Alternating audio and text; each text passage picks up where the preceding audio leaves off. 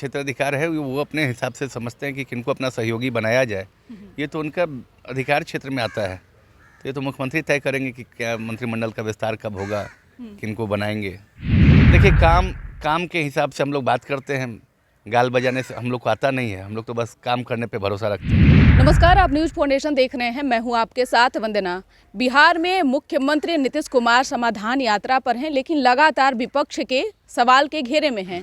कई तरह के सवाल जो है उठाए जा रहे हैं नीतीश कुमार को लेकर कि आखिरकार 17 साल से जो मुख्यमंत्री रहे हैं, तो अभी उनको समाधान यात्रा निकालने की क्या आवश्यकता है, क्योंकि 17 साल मायने रखता है।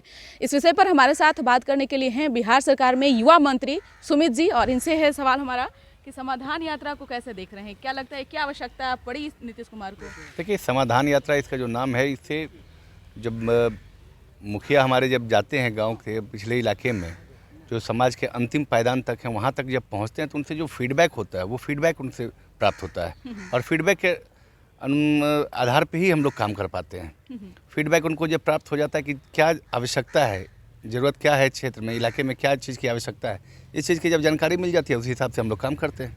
लेकिन कई लोगों के, कई नेताओं के बयान अलग अलग आ रहे हैं। एक तरफ जिस तरह से रामचरितमानस को लेकर के जो बवाल मचा हुआ है पूरे देश स्तर तक, ऐसे में कल जदयू के मंत्री भी रहे अशोक कुमार चौधरी, उन्होंने भी जिस तरह से बातों को रखा, लेकिन राजद अभी भी उनके समर्थन में है, चंद्रशेखर के। नहीं, देखिए, ये कौन किन के समर्थन में है ये इससे मायने नहीं रखता। ये तो बात है कि आप जो बोले हैं ये किन्हीं की व्यक्तिगत ये हो सकता है, मतलब व्यक्तिगत राय हो सकता है, और आप कैसे कह सकते हैं कि राजद के लोग उनके साथ हैं या कौन? जगदानंद सिंह ने तो बार बार कह रहे हैं ना कि वो जो उन्होंने बात कही है वो सही कहा है, उसमें गलत क्या कहा है? देखिए, चीज़ों को पहले जो होता है वो अपनी अपनी राय है, लोग अपने अपने स्तर से उसको, ये अपने अपने तरीके से उसको बोलते हैं, और इन सब चीज़ों से अगर बचा जाए तो यही बेहतर है। लेकिन क्या अब बिहार में मुद्दे खत्म हो चुके, बेरोजगारी हो, भ्रष्टाचार हो, या फिर स्वास्थ्य हो, जो मुद्दे को लेकर के लगातार काम किया जा रहा है, अब धर्म की उन सब चीज़ों के बीच में राजनीति होना शुरू हो? नहीं, मुद्दे आधारित तो बात होनी ही चाहिए, बात तो हमेशा मुद्दे पे ही होनी चाहिए, और मुद्दा तो हमेशा से ये रहा है। आप देख लें कि अभी हमारे नेता नीतीश कुमार जी ने ऐतिहासिक गांधी मैदान से जो घोषणा की है कि हम युवाओं को नौकरी देंगे, और आप देख रहे हैं उस आधार पे हम लोग हमेशा कभी नियुक्ति पत्र वगैरह बांट भी रहे हैं। ये तो शुरुआत है, तो मुद्दा तो हमारा वही है। हम लोग तो अपने एम पे, हम लोग अपने गोल पे लगे हुए हैं कि हमारा तो एक ही गोल है कि यहाँ के युवाओं को रोजगार का अवसर सृजन करवाना, उनको रोजगार देना, यही हमारा मुद्दा है। लेकिन आप खुद एक युवा हैं, युवा के नाते आप कई चीज़ों को अपने नज़रिए से भी देख रहे होंगे बिहार में। क्या लगता है कि ऐसे में शिक्षा मंत्री को वो चीज़ें जो बयान दिए हैं उनको वापस ले लेनी चाहिए, माफ़ी मांग लेनी चाहिए, चीज़ों को ख़त्म कर देनी चाहिए? देखिए, आदमी की अपनी अपनी विचारधारा होती है, बिल्कुल। लोग अपने अपने तरीके से सोचते हैं, पाँचों उंगली एक बराबर नहीं होता।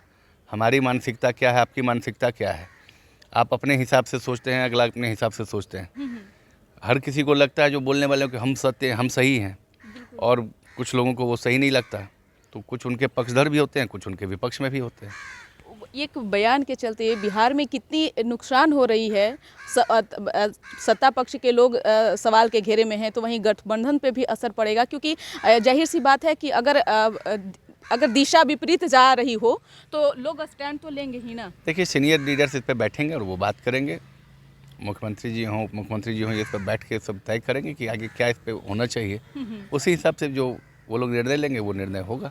एक सवाल यह भी है कि बिहार में नीतीश कैबिनेट में मंत्रिमंडल को लेकर के फिर से चर्चा तेज है, फिर से लोगों को जगह। ये तो मुख्यमंत्री का क्षेत्राधिकार है, वो अपने हिसाब से समझते हैं कि किनको अपना सहयोगी बनाया जाए, ये तो उनका अधिकार क्षेत्र में आता है। तो ये तो मुख्यमंत्री तय करेंगे कि क्या मंत्रिमंडल का विस्तार कब होगा, किनको बनाएंगे। 2023 में आपके विभाग से क्या कुछ किया जा रहा है, लोगों को क्या कुछ सौगात दिया जा रहा है? देखिए, हमने 2023 का हमने कुछ नहीं सोचा है। जब से मुझे मिला है तो ये पूरा टेन्योर हमारे पास है, और 23 में क्या होगा, 24 में हम लोग का जो टेन्योर है, हम लोग का सबसे पहला ये लक्ष्य ये है कि सभी कॉलेज जो है अपने अपने निर्धारित भवन में स्थापित हो जाए। तो जब हम पहली बार मंत्रालय जब हमने ग्रहण किया था उस समय 16 कॉलेज अपने अपने भवन में चल रहे थे। आज तकरीबन 32 से 33 कॉलेज अपने अपने भवन में हैं। शेष बचे हुए जो 6 कॉलेज हैं वो मार्च तक में समझ लीजिए कि 5 कॉलेज का अपने अपने भवन में संचालित होने लग जाएंगे। एक बचेगा बक्सर, वो भी हम लोग अगले वित्तीय वर्ष तक उसको अपने भवन में संचालित कर लेंगे। ये एक हम लोग की उपलब्धि है। प्लस हम लोग चाहते हैं कि हम लोग का सारा सीट फुल हो, जो लड़के हमारे यहाँ पढ़ें उनका प्लेसमेंट हो, यही हम लोग का लक्ष्य है। यानी शिक्षा को बेहतर से बेहतर बनाने का लक्ष्य है आपका। बिल्कुल। बहुत अभी तकरीबन 6000 युवाओं का जॉब इस बार लगा है इस वर्ष। हम आपको जानकारी दें, और सबका जो पैकेज है वो पैकेज 10 लाख से लेकर 38 लाख रुपए तक का पैकेज दिया गया है बिहार के बच्चों का, जो हमारे इंजीनियरिंग कॉलेज से निकले हैं जो बच्चे। तो अब तो ये तो बहुत अच्छी शुरुआत हुई है। अगले वर्ष से हम लोग प्रयास करेंगे कि 100% प्लेसमेंट हम लोग के कॉलेज के बच्चों का, चाहे वो इंजीनियरिंग के बच्चे हों या पॉलिटेक्निक के बच्चे हों, सबका हो। यानी विपक्ष का मुंह चुप करा देंगे अब। देखिए, काम के हिसाब से हम लोग बात करते हैं, गाल बजाने से हम लोग को आता नहीं है। हम लोग तो बस काम करने पे भरोसा रखते हैं। बहुत बहुत शुक्रिया न्यूज़ फॉर नेशन से बात करने के लिए। तो आप सुन रहे थे क्या कुछ कहना था बिहार सरकार में युवा मंत्री सुमित जी का। साफ तौर से इन्होंने कहा कि जिस तरह से शिक्षा का असर दिनों दिन विपक्ष कह रहा है कि नीचे की ओर जा रहा है, लेकिन हमारा कोशिश जारी है और आए दिन वो चीज़ें देखने को मिलेगा, क्योंकि समय ठीक जो है विपरीत जा रहा है। लोग जो है जागरूक भी हो रहे हैं, और जिस तरह से हमारा जो विभाग है जो काम कर रहा है वो आज न कल सबके सामने देखने को जरूर मिलेगा। इसकर बस इतना ही। बने रहिए न्यूज़ फॉर नेशन के साथ। तब तक कि हमारे चैनल को सब्सक्राइब नहीं किए हैं तो कर लीजिए। धन्यवाद।